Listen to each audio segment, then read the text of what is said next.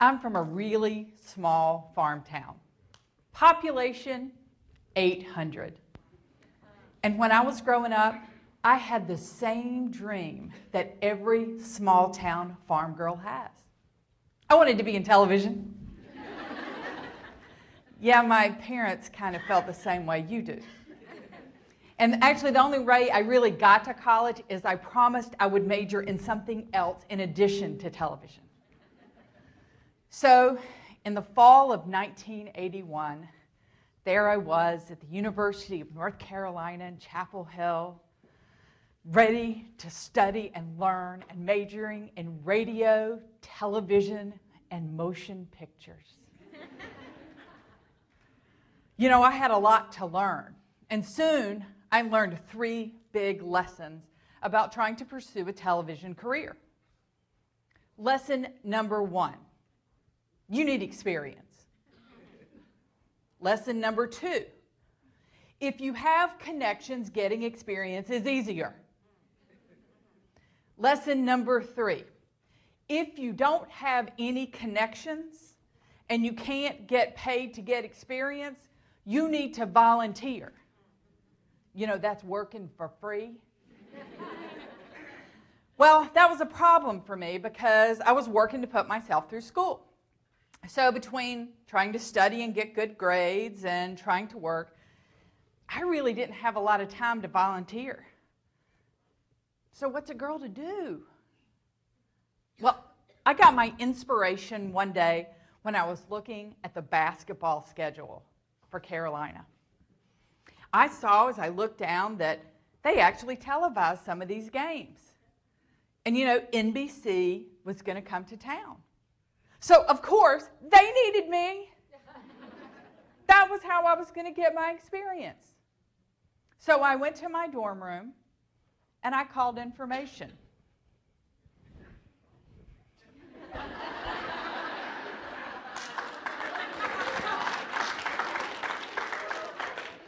It was the 80s. Hello, information. Yes, can you connect me with NBC in New York City? Thank you. Okay, I have that number. Now to invest in a long-distance phone call.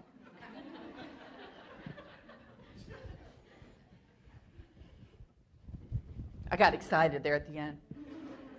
Hi, yes, NBC? Oh yes, my name is Lisa, and I'm a student at Carolina, and I understand you're coming to town to televise a basketball game. And I'd really like to work at that basketball game. So could you tell me who I need to talk to that could hire me? Okay, yeah, you can transfer me.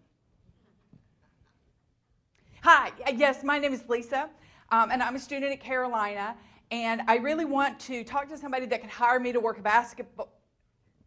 Yeah, okay. Okay, you can transfer me. Hi, my name is Lisa. You know, that went on for a little while.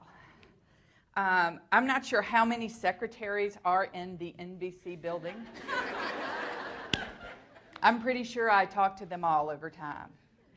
And they were nice enough to pass me along, and I decided that I was going to continue to do this. Now, there's something about youth that says you can do anything. And I don't know when we lose that, but we shouldn't. And while I was confident that this idea would work, I wasn't confident enough to tell any of my friends, because this is how what they would have said sounded. So Lisa, let me get this right. You're going to cold call a major television network in New York City. And you're going to find the one person that's in charge of hiring the people for that one event in all the events they're televising. And they're going to hire you. Yeah, let me know how that works out for you. Well, I kept calling day after day, taking the next lead and the next lead, and finally, I found her. Her name was Helen. And Helen said she was in charge of doing the hiring for the basketball game. Well, then came lesson number 2.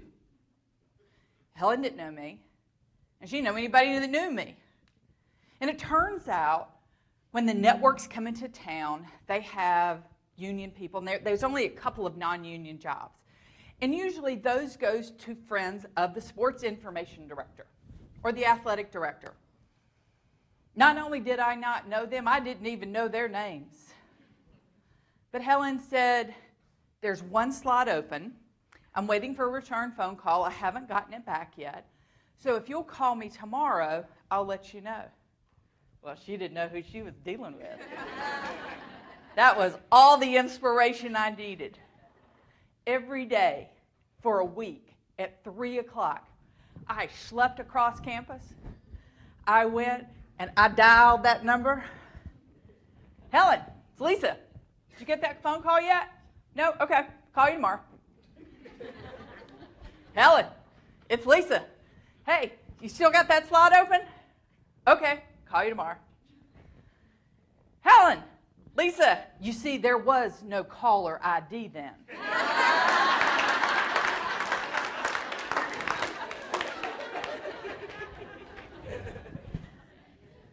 Helen, it's Lisa. Lisa, if I hire you for this game, will you quit calling me?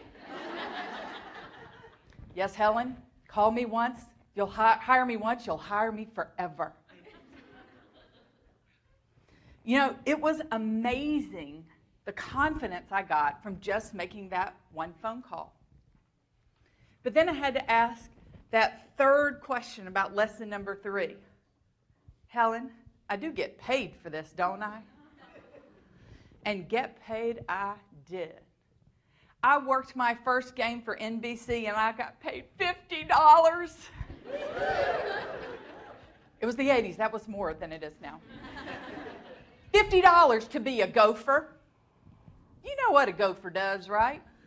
You go for coffee, you go for tea, you go for a cool t-shirt so they can take it back to New York City to some friend of theirs or their kid. But you know, it didn't matter. I was doing the job of my dreams, and when you're doing something you love, it's just awesome. It doesn't matter the task. And I eventually worked my way up, and I ended up being a stage manager working side by side with some of the top sports announcers in the greatest seat in the house. It was a great experience. But then in my senior year, I needed to get a job. You know, a real job.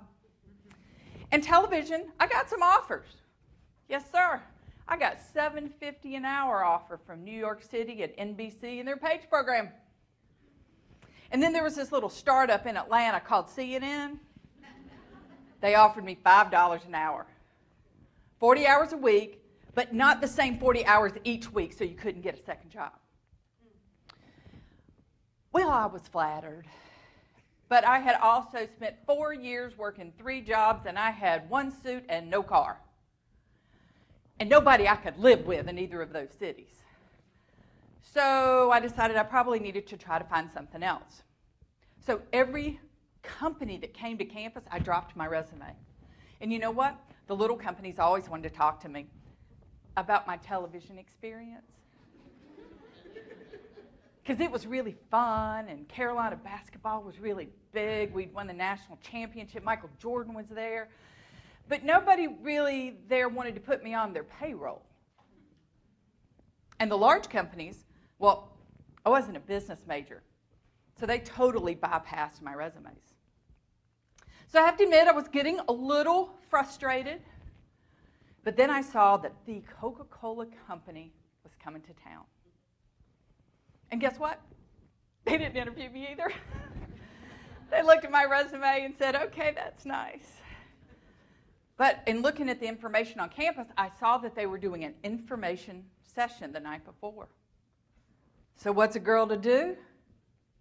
I go to that information session and I find out who can put me on that interview schedule. I found her, and I talked her into giving me a slot on that interview calendar schedule the next day. And you know what? I went through all the interview processes and I got a job.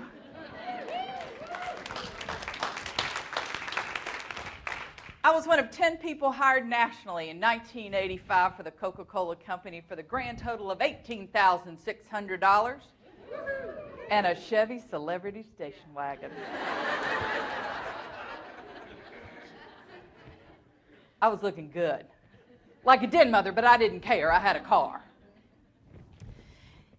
And I thought I can always continue to do television on the side, freelance television. That was fun. My very first promotion ever for the Coca-Cola Company took me here to Dallas. And I continued to do sports television.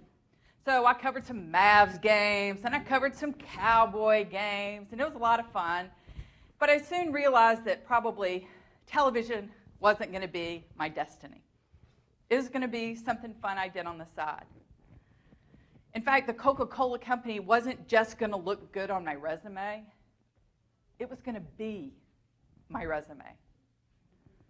I spent 30 years at the Coca-Cola Company, doing all kinds of jobs, traveling all across the world, seeing, learning, working with some of the best people ever. You know, the kind of people you would like even if you didn't want to work with them. You would spend time with them anyway. Those kind of people. It was an amazing journey. And when I sit back and I think about it, all that confidence to go after what I wanted came from one phone call to information. Now today, there's probably somebody each one of you should call, need to call, thought about calling. I see some of you with your notebooks out there. Go ahead, write down their name. Write it down. We are more connected today than we ever were. You can phone call, email, text, LinkedIn. I don't know. There's so many out there I can't keep up with them all. What's preventing you from taking a step towards your dream? There's somebody out there that's just waiting for you to reach out so they can say yes. But they'll never say yes if you don't call. So why don't you do it today? What you waiting on?